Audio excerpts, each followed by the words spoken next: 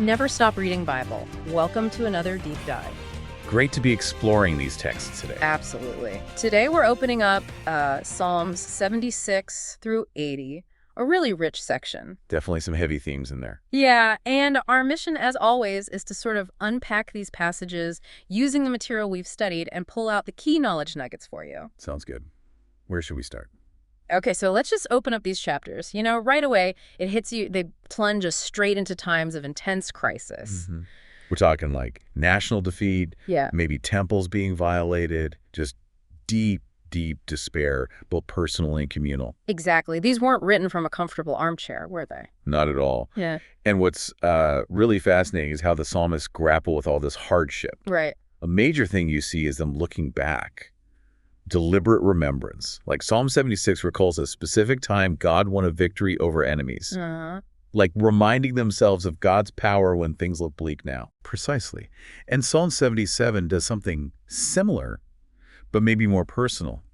It wrestles with this profound despair by thinking back on God's past miracles. Trying to find comfort in those memories of grace. Yeah, exactly. Clinging to that past faithfulness. And then Psalm 78, well, that one takes reflection to a whole other level, doesn't it? It feels like a full-blown history lesson. It really does. Recounting Israel's story, from the Exodus onwards. But it's not just history for history's sake, right? The sources really point that out. No, not at all. The key insight from Psalm 78, from that deep dive into their history, is its focus on this painful, repeated pattern. Okay. It shows the Israelites repeatedly forgetting God's grace, testing him, falling back into rebellion, even what the material calls false repentance. False repentant. What does that mean in this context? Like saying sorry but not meaning it? Kind of like expressing regret on the surface, maybe, but without a genuine change of heart or, behavior following through. Wow.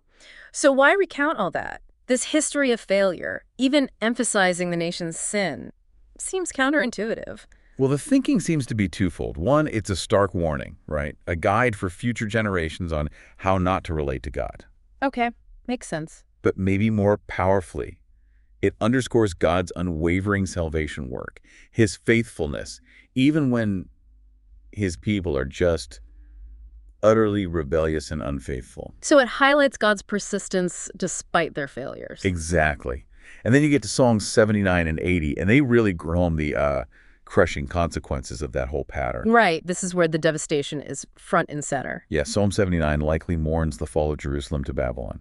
Real distraction. And Psalm 80 might be looking back at the earlier crisis with Assyria and the northern kingdom. And they're honest about why it happened, aren't they? They link the suffering directly to their own sin. They do. There's a real confession there. But here's where it gets really interesting, connecting it all. Okay. While they fully acknowledge the justice of God's consequences for sin, these psalms then pivot dramatically. How so? Despite the despair, despite the confession, they are filled with these desperate, urgent pleas for God's mercy, for salvation, for restoration. Yes. Psalm 80 has that line repeated, doesn't it? That really powerful refrain. Make your face shine upon us and we will be saved. Yeah. It's such a raw expression of dependence. Yeah. Just laying it all out there. Totally.